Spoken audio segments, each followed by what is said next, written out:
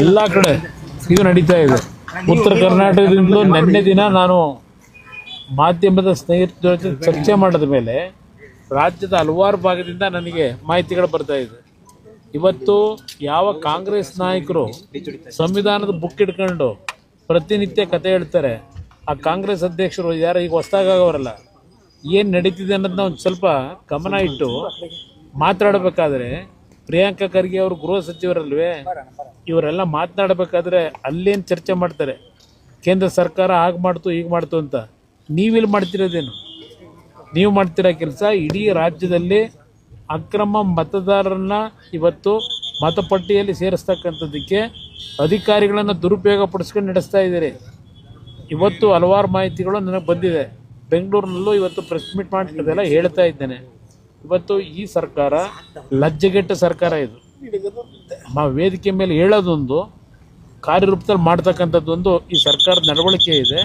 ಇದು ಸದ್ಯದಲ್ಲೇ ಈ ಸರ್ಕಾರದ ನಿಜವಾದ ಬಂಡವಾಳ ಹೊರಗೆ ಬರುತ್ತೆ ಅನ್ನೋದನ್ನ ಹೇಳಕ್ಕೆ ಗಂಭೀರ ಆರೋಪ ಮಾಡ್ತಿದ್ರು ಸರ್. ಸರ್ಕಾರನೇ ಅಕ್ರಮ ಮಾಡ್ತಾ ಇದೆ ಅನ್ನೋಂಥದ್ದು ಸರ್. ಅದನ್ನೇ ಸರ್ಕಾರ ಇಲ್ಲಿ ದೇಶದ ಬಗ್ಗೆ ಕಾಂಗ್ರೆಸ್ನ ಮಹಾನ್ ನಾಯಕರು ಏನು ಮಾತಾಡ್ತಿದ್ರು, ಪಾಪ ರಾಹುಲ್ ಗಾಂಧಿ ಅವರು ಭಾಳ ದೊಡ್ಡ ಭಾಷಣ ಮಾಡ್ತಿದಾರಲ್ಲ, ಇಲ್ಲಿ ಬಂದು ಏನಾಗಿದೆ ಅನ್ನೋದನ್ನ ನೋಡಿ ನಂತರ ಮಾತಾಡೋದು ಒಳ್ಳೇದು. ರಾಜ್ಯ ಕಾಂಗ್ರೆಸ್ಗೆ SIR ಬಗ್ಗೆ ಭಯ ಬಂದಿದ್ಯಾ ಸರ್?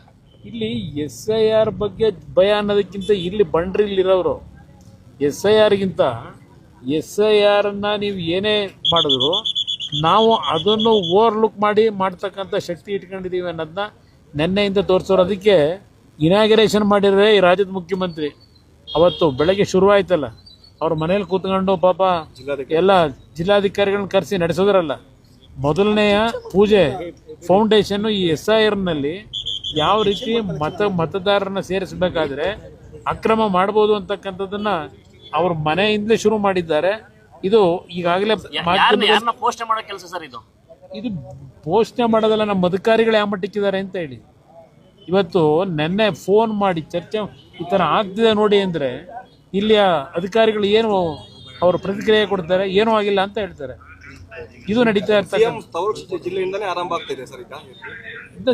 ಮನೆಯಿಂದ ಶುರುವಾಗಿದೆ. ತವರು ಜಿಲ್ಲೆ ಇರಲಿ, ಮನೆ ಇರಲಿ, ಅಲ್ಲಿ ಬೆಂಗಳೂರು ಮನೆಯಲ್ಲೇ ಕೂತ್ಕೊಂಡು ಮಾಡಿದ್ರಲ್ಲ, ಯಾವ ರೀತಿ ನಡೆಸಬೇಕು ಅನ್ನೋದನ್ನ ಇಲ್ಲಿ ಇದನ್ನೇ ಪ್ರಾಕ್ಟೀಸ್ ಮಾಡ್ತಾರೆ. ಮನೆಗಳಿಗೆ ಹೋಗಬೇಕು, ಅಲ್ಲಿ ಫಾರ್ಮ್ ಕೊಡಬೇಕು, ಇಸ್ಕೊಬೇಕು ಸರ್. ಈ ರೀತಿ ಅಷ್ಟು ಜನ ಕರೆಸಿ ಯಾಕೆ ಮಾಡ್ತೀರಾ ಅಂತ ಅನಿಸ್ತಿದೆ ಸರ್. ಈಗ ಇವ್ರು ಮಾಡ್ತಿರೋ ಉದ್ದೇಶವೇ ಹಲವಾರು ಭಾಗದಲ್ಲಿ ನಗರ ಪ್ರದೇಶಗಳಲ್ಲಿ, ಈವನ್ ಕೆಲವು ಹಳ್ಳಿಗಳಲ್ಲಿ ಇವತ್ತು ಅವ್ರು ಮಾಡ್ತಾ ಇರ್ತಕ್ಕಂಥದ್ದು ಮತದಾರರ ಸಂಖ್ಯೆಯನ್ನು ಜಾಸ್ತಿ ಮಾಡ್ಕೊಳ್ಳಿಕ್ಕೆ, ಒಂದು ಅಕ್ರಮ ಮತಗಳನ್ನ ಮಾಡೋದ್ರಿಂದ ಇವತ್ತು ರಾಜ್ಯದಲ್ಲಿ ಪುನಃ ಗೆಲ್ಲಬಹುದು ಅಂತಕ್ಕಂಥದ್ದು.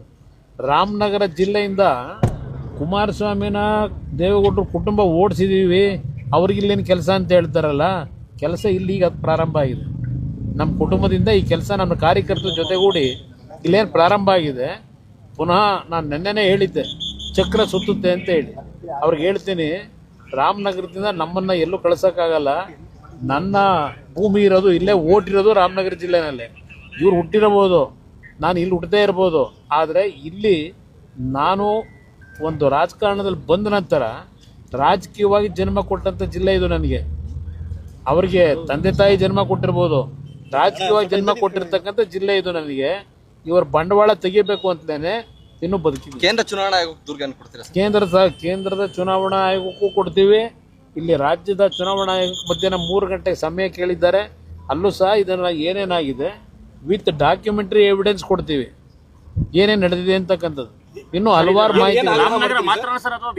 ಇದು SIRನ್ನ ರಾಜ್ಯದ ಅಧಿಕಾರಿಗಳಿಂದ ಮಾಡೋದ ಅವಶ್ಯಕತೆ ಇಲ್ಲ, ಮಾಡಬಾರದು ನನ್ನ ಅಭಿಪ್ರಾಯದಲ್ಲಿ. ಯಾವ ರೀತಿ ವೆಸ್ಟ್ ಬೆಂಗಾಲ್ನಲ್ಲಿ ಇವತ್ತು ಸುಪ್ರೀಂ ಕೋರ್ಟ್ನ ಆದೇಶದ ಮೇರೆಗೆ ಬೇರೆ ರಾಜ್ಯಗಳಿಂದ ಅಧಿಕಾರಿಗಳನ್ನ ಕಳಿಸಿ ನಡೆಸಿದಾರಲ್ಲ, ಆ ರೀತಿ ಕರ್ನಾಟಕದಲ್ಲೂ ಮಾಡಬೇಕಾದಂಥ ಅನಿವಾರ್ಯತೆ ಇದೆ. ಇದಕ್ಕೆ ಆಗ್ರಹ ಮಾಡ್ತೀವಿ.